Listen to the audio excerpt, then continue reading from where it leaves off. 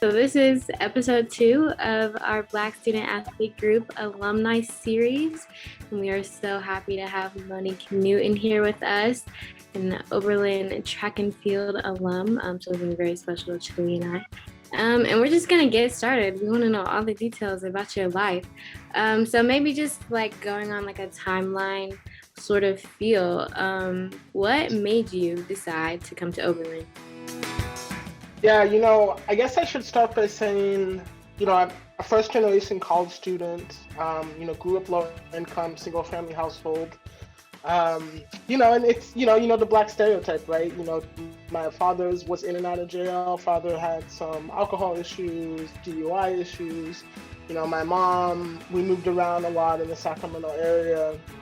And I guess I just say that to preface it, just to say that, I think because of our upbringing, my mom instilled, I have a twin sister, and she instilled in us that sports was just a mechanism to kind of get us to the next stage in our life.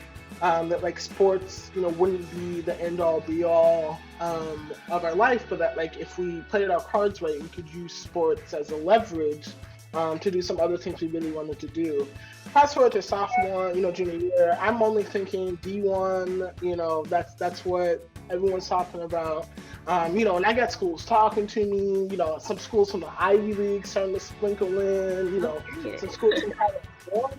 Yeah, I was really feeling myself. I was like, oh my gosh, I'm going to go to this big school one day, and the rest is history.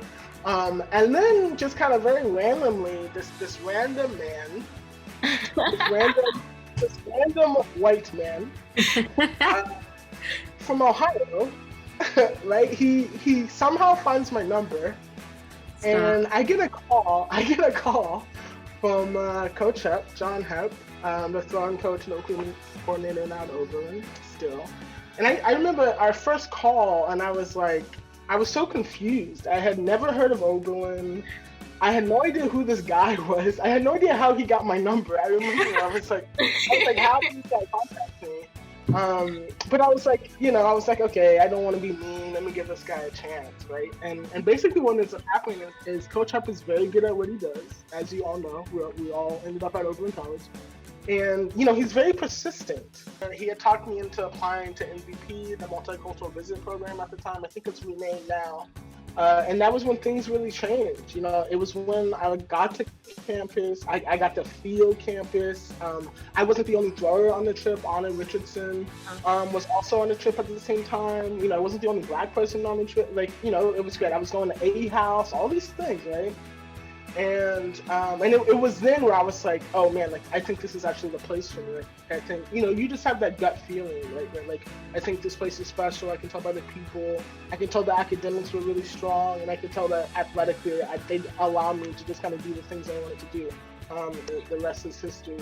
So moral of the story is always answer your phone, because you never know who's calling. And Coach Hep deserves a lot of credit for how he introduced me to Oberlin College. He introduced me to the institution and the people, and really changed my life. You got hepped. That's what we call it now. Yeah. I sure did. That's really amazing. So, can you speak more on your experience, being a Black student athlete on campus, and how that was for you? I would say basically my sophomore year on, I was basically the face of Oberlin athletics. I was probably the best athlete on campus, sophomore year on, et cetera, probably. And words,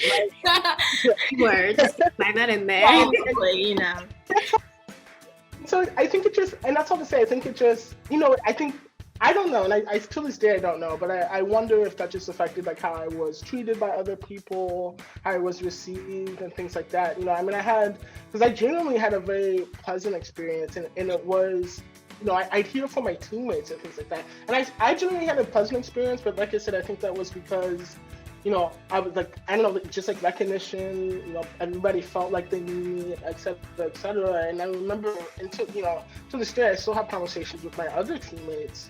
My other Black teammates in particular, just about how they were treated by some people and things like that, and I just get the sense that it was different.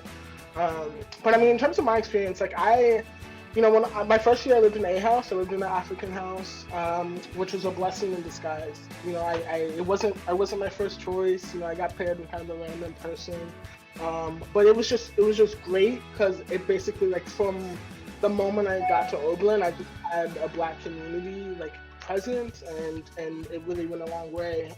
In a lot of ways, I did things that a lot of athletes at the time didn't really do. Like, I spent a lot of time on South Campus. I spent a lot of time, in a house. I went to a house dinner not just on Sunday nights. Like, I made sure to try to go there during the week too. Like, have build these connections and the people and things like that. And then, I ate at, I would go with my friends to co-op meals and things like that. And so I think in doing that, like, I think I introduced like a different perspective of athletes to a lot of Oberlin students. My athletic experience, I was genuinely, everyone was really nice to me. Everyone was really nice to me, said nice things to my face, et cetera, et cetera. And I feel like I introduced a lot of non-athletes at Oberlin to like what an Oberlin athlete could be and all the different things they could do. Is there like a significant event or moment that happened to you, either as just a student here at Oberlin or like a student athlete, that has helped shape who you are today? But I'll tell the story because it happened first year, and it's still core to what the work I do now. As a PhD student at Northwestern and the research I do. And for me, the turning point really in my life was the murder of Tamir Rice. So Tamir Rice, for folks who don't know, 12-year-old African-American child who was shot and killed basically on site by a police officer in Cleveland, Ohio. Cleveland, obviously very close to Oberlin. And it actually happened my first semester at Oberlin. Wow. And so I want you to imagine, I already mentioned, first generation college student moving across the country to Oberlin College, a place like none other. I'm still transitioning to the new surroundings. I'm still trying to make friends, all these things. And this child is murdered by police. And what really stands out to me afterwards is the justification, the conversations that happen afterwards. I remember news segments and just what happens, every time an African American is murdered by police officers, the post ad hoc justifications they come up with, the stories they tell themselves for why the person deserved to be killed. But anyway, so I remember, before that time, I hadn't considered myself an activist or a protester or anything. I never really gone to a protest.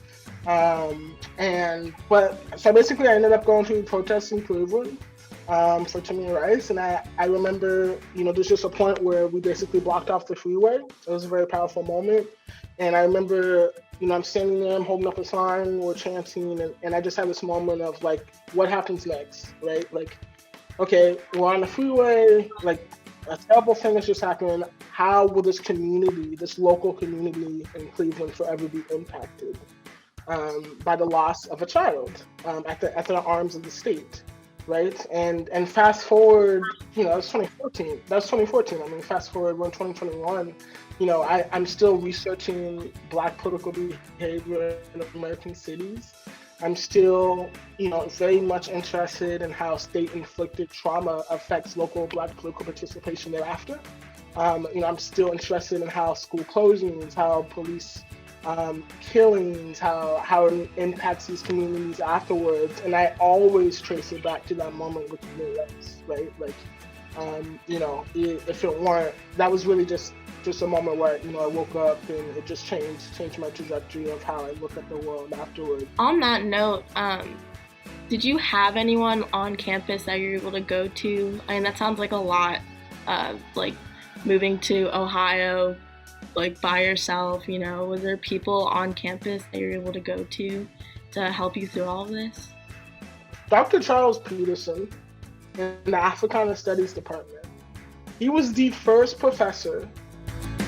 He's the first professor to basically tell me that like I was smart. That like basically told me that like I was more than capable of like doing this work, that like I deserved to be at Oberlin, et cetera, et cetera. And just like, I know that sounds like a small thing, but in the moment it was so huge. I had a pretty rocky first year, just struggling to adjust to everything. And he was among the first to tell me, like, you're more than capable of doing this work.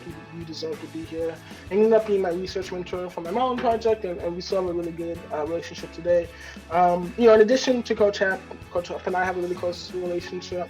And I just got close to a lot of people, like, to this day, like, the people that are often overlooked. Like, I got close to all the custodians, I spent a lot of time working at the gym. Think of all these relationships I was able to build, during my time at Oberlin. And it just makes it really special. And there's just so many people that I don't think I would have made it, graduated without. Like, I really leaned heavily on upperclassmen, Black upperclassmen, Peace, Soleil, to this day, that's what I revere most about Oberlin, just the relationships I built and all the different people. Yeah, it sounds like a lot of people have left a great impact on your life, and so I'm wondering what sort of impact or legacy do you think you've left for these upcoming throwers, maybe Black throwers that we have on Oberlin's team? I was very fortunate to have a very great athletic career. I was very fortunate to do things that people at the school had never done before, and I personally feel like where I leveled up, like where I took kind of the next step as an athlete, is when I was able to pull others along with me and pull others into the successes I was having, right? And so I have a bunch of trophies, I have a bunch of medals, they're on my desk in my room, and they're great to wake up to. Right? It's great to wake up to and just see all these trophies. But that's not, that's not what I think I'm remembered most for. At least that's not what I hope I'm remembered most for. I hope I'm remembered just for the positive impact I was able to have on my teammates, on my coaches, on other students at Oberlin. Well, your name is definitely still alive to this day on this team. Prospies know your name, first years know your name, non-throwers know your name. So, moving on. You're an Oberlin celebrity. If BSAG, Black Student Athlete Group, was a thing when you were here at Oberlin, what would you have liked to see done through a group like this? But I think it's a tremendous idea and something that I wish was in place when I was there, because I think I know people who kind of phased out of athletics their junior or senior year or what so have you, because they didn't feel like they had a community, Black athletes. So I think it's tremendously important. In terms of events, I think there's first and foremost community events that build community, like movie nights, dinners, brunches. Just trying to spend as much time in the same space as you can. And trying to get those conversations started, right? Trying to get the Black lacrosse player to talk to the Black baseball player, to talk to the Black track, athlete to talk to the Black softball player, right? I think the more those conversations happen, the better. I think you guys are doing it with the professional development stuff and tapping into the alumni network. I think you guys are doing a good job with that. I don't know, I guess it would be fun to, and I know there's some orgs at Oberlin that do this or did it when I was there, to, maybe think about having a retreat. See if that's possible. It's so fun. See if you guys can, rent a cabin, a group of cabins for a weekend and just get off campus. And, I think that's another way to build community, and it's usually really fun. And again, it's just those intra-sports conversations. I think that's really important, because I think people tend to feel isolated, and that's when people kind of get in trouble. Sort of wrapping up here, what do you love most about being an Oberlin alum? Oh man, hands down the people. Oberlin students are just some really amazing people. Just the things they care about. And again, I'm saying in reference to the rest of the country. I'm saying in reference to the other people I interact with, on a daily basis and things like that. They're well-minded individuals. Mostly well-intentioned, and they're just trying to figure themselves out, and they're doing it in this environment. And so I definitely interact with as many OBs as I can, OBs alumni, current OBs, because there's just something about Oberlin students. They're just very, they're very special. A special place with a bunch of special people, including you. This was so great. This is so fun to do. Thank you for allowing us to do this.